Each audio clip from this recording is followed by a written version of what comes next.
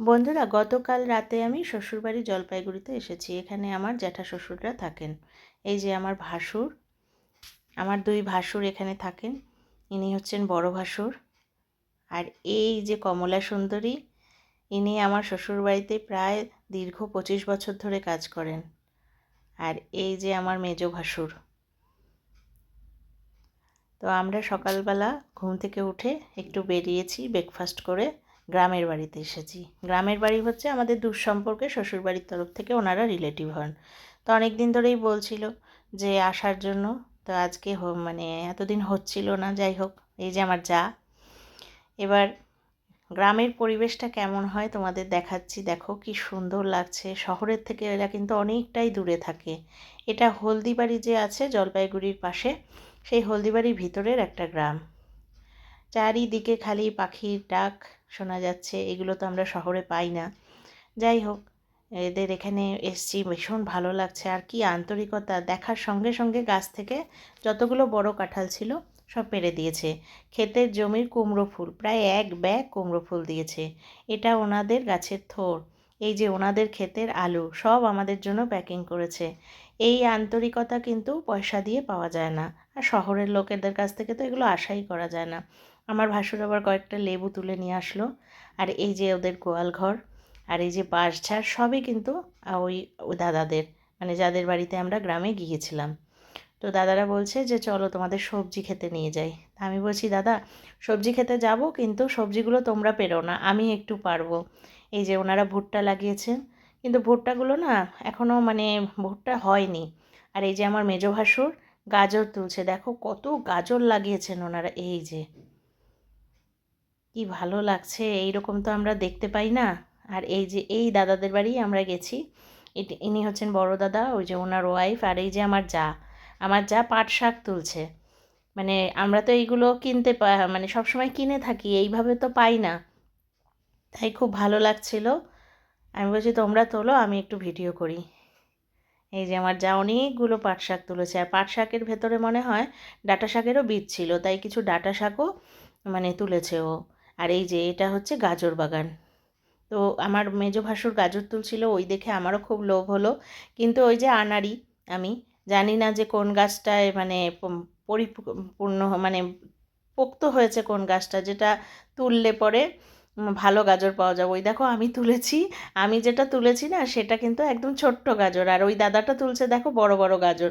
মানে আমি একদমই আনাড়ি, আমি বুঝতে পারছি না যে কোন গাছটার মানে মাটির তলে বড় গাজর হয়েছে।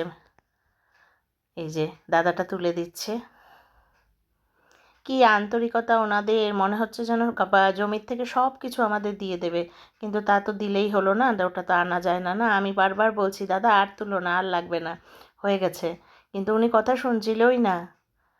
তারপরে অনেক জোর করাতে বলল যে ঠিক আছে আর দেবো না। তারপর বলছে চলো, তুমি তো কপি বাগান দেখোনি, বাঁধাকপি বাগান, আমি এরপর তোমাকে বাঁধাকপি বাগানে নিয়ে যাব। এই যে দাদার মানে পোষালো না, আমার যা যতটুকু তুলেছে পাট শাক, বললো না ওইটুকুতে কি হবে, শাক বানালে তো একদম অল্প হয়ে যায়। তাই এই বড় দাদাটা এই যে আরও পাট শাক তুলে দিচ্ছে, আর আমাকে বলছে বৌমা ভিডিও করো তো, আমি যে শাক তুলছি ভিডিও করো। ওনারাও খুব আনন্দ পাচ্ছিল যে ওনারা ভিডিওটা আমি যখন ইউটিউবে পোস্ট করব তখন ওনারা দেখতে পাবে। এই দাদাটা যত্ন করে সুন্দর করে আন্তরিকতার সহিত আমাদের এতগুলো সবজি দিয়েছিল।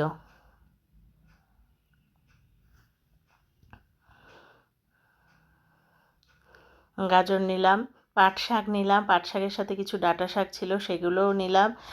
এই যে আমার যা বলছে যে চলো ভুট্টা খেতে যাই, দেখি ভুট্টা হয়েছে কিনা। কিন্তু না, ভুট্টা হয়নি তখনও, মানে গাছগুলো ছোট। তো দাদারা বলছে যে কিছুদিন পরে আসো, তখন ভুট্টা দিয়ে দেবো। আর এটা হচ্ছে ওই যে বড় দাদাকে দেখালাম তার হচ্ছে ভাই, কানাই দাদা।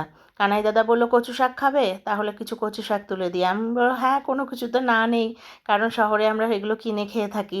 ওনারা এই যে গাছের কচু শাক তুলে দিচ্ছেন। আর জানো তো, কোনো কিছু কিন্তু কম দেয়নি, মানে যতটা পেরেছে আমাদের দিয়েছে। আমরা না করছি এতগুলো লাগবে না লাগবে না।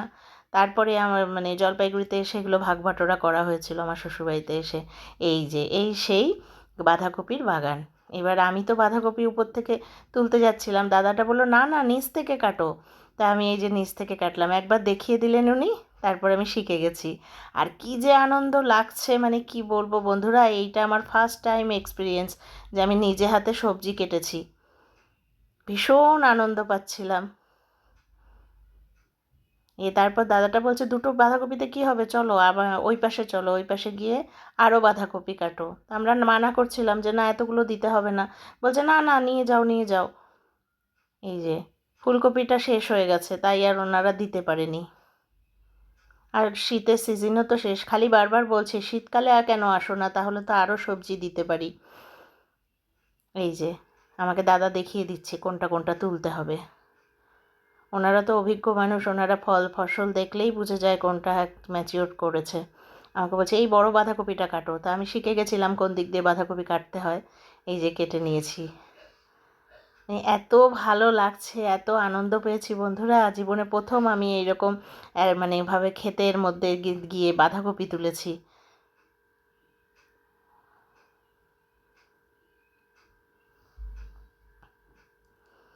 আর দাদাটাকে বলছি আর লাগবে না আর লাগবে না, উনি বলছে না তোলো তোলো, আরে আরেকটা নাও আরেকটা নাও, এইভাবে জোর করে করে সমানে বাঁধাকপি দিচ্ছিল।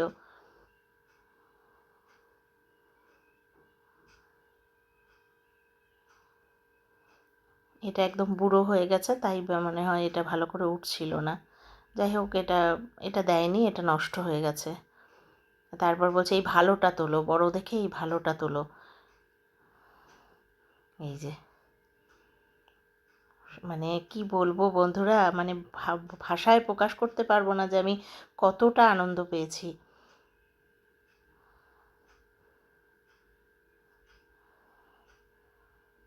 তারপর তো আমাদের দুপুরে খাওয়াবেনই ওনারা, মানে প্রায় রান্না বসিয়েই দেয়।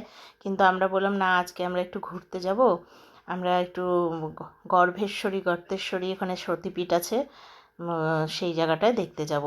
তো এই দেখো গ্রামের তুলসী মঞ্চ, কি ভালো লাগছে না দেখতে। আর গ্রামের বাড়িঘরগুলো দেখো কীরকম হয়, ওপরটা টিন, এই যে চারপাশে পাকা। আগে এগুলো বলে মাটির বাড়ি ছিল, এখন ওনারা পাকা করেছে। আর ওই যে চালের উপর লাউয়ের ডগা, লাউ নেই কারণ শীতকালটা তো অনেকটাই চলে গেছে। আর এই যে দেখো কত লাউয়ের ডগা তুলে দিয়েছে।